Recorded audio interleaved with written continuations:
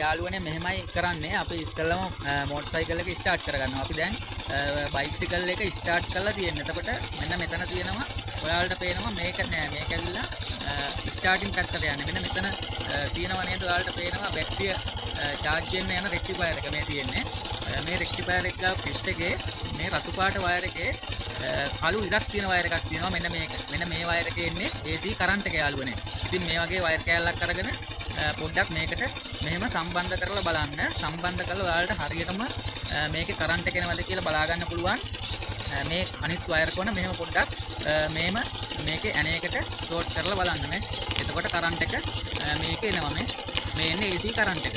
එතකොට අපි phone charger එකට කෙලින්ම එක අපේ පින් එකකට මෙන්න මේ පැත්ත සම්බන්ධ කරනවා. අපි බලමු ඒක කොහොමද දැන් සම්බන්ධ කරලා charge කරගන්නේ කියලා.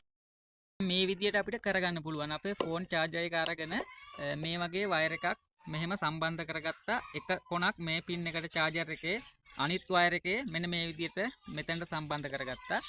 ඊට පස්සේ අර මම කිව්වා ඔයාලට කරන්ට් එක ආවේ මෙන්න මේකේ තමයි AC විදුලිය ආවේ රතු පාට වයර් එකේ කළු ඉර තියෙන ලයින් එකේ තමයි AC එන්නේ බැටරිය charge වෙන. එතකොට අපි මේ වයර් එක කෙලින්ම සම්බන්ධ කරන්න ඕන මෙන්න මෙහෙම මෙන්න මෙතනට සම්බන්ධ කරගන්න ඕන මෙන්න මේ වයර් එකට. රතු වයර් එකේ කළු ඉර තියෙන එකට මේක ක්ලිප් කරගත්තා. එතකොට අපේ charger එකේ අනිත් ඉතුරු වෙනවා රින වයර් එක. රින වයර් එක මෙන්න මේ විදිහේ ඇණයකට අපිට සම්බන්ධ කරගන්න පුළුවන්.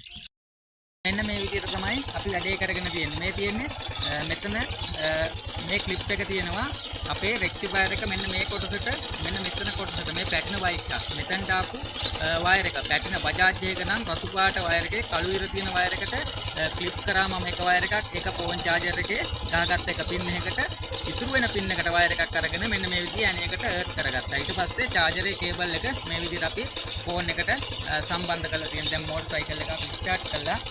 රේස් කරනකොට අපිට පේනවා අපේ බැටරිය charge වෙනවා කිසිම ගැටලුවක් නැතුව යාළුවනේ. මෙන්න මේ විදිහට ඔයාලට charge කරගන්න පුළුවන් විදුලිය නැවත යථා තත්ත්වයට පත් වෙනකන්. ඉතින් ගැටලුවක් නැහැ. මෙන්න මේ විදිහට charge කරගන්න පුළුවන්. ඉතින් ශනිකව පටිගත කරපු වීඩියෝ එකක් තමයි මේක ඔයාලට මේ විදිහට පොඩ්ඩක් කරලා දැනට ඔයාගේ ෆෝන් එක charge එකට ගන්න පුළුවන්. මෝටර් සයිකලේ ඔයාගේ ෆෝන් එක charge වෙන්නේ නැත්නම් ඔයාගේ charger එක හොඳ charger එකක් නම් පොඩ්ඩක් බයික් එක රේස් කරන්න වෙයි. රේස් කරොත් හොඳට charge කරගන්න පුළුවන්. නැත්නම් කරන්ට් එක මදි වෙන්න පුළුවන්. එහෙනම් යාළුවනේ ගිහිල්ලා එන්න සියලුම දෙනාට සුබ දවසක්. හැමෝම පරිස්සමින් ඉන්න සියලුම දෙනාට ආදරේ SLP ස්මාර්ට් අපේ